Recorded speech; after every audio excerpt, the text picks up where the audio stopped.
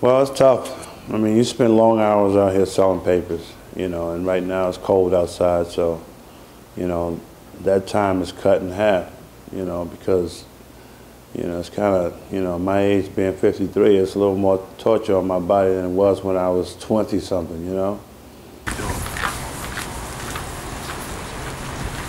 invisible. Now, I'm usually invisible. I was going to write a story about Invisible Man.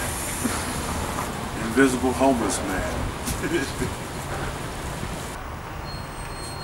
Well, I use hand warmers and toe warmers, I have to spend a few dollars to use them, to get them, but I don't mind that, because, I understand what my mission is. My mission is to support my family the best way I can, and the only way I can do that is be present, If I'm not out here, then it's not like a job where you can take a day off and get sick pay, you know what I'm saying? If you're not here, you don't get paid.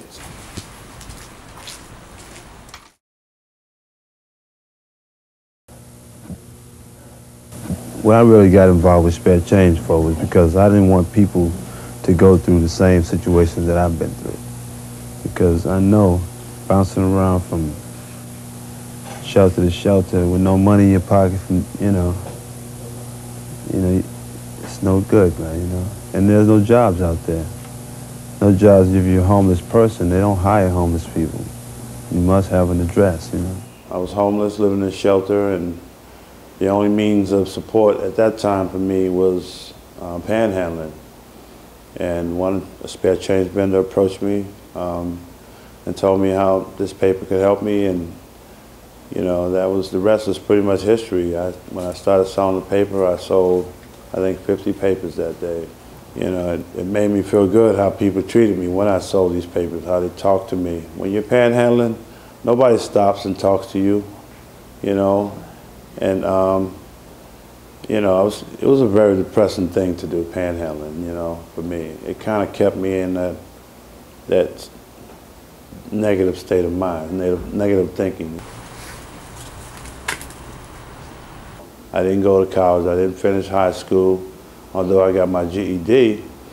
But, it took me a number of years to do this. I started having children at a young age. I got a divorce at a young age. I got depressed, and I went into this whole thing of drugs and alcohol and stuff. Even though I was using and drinking, I was still a functional alcoholic. My children saw me. When they needed something, they got it, But I don't want to be that no more, My head is completely clear.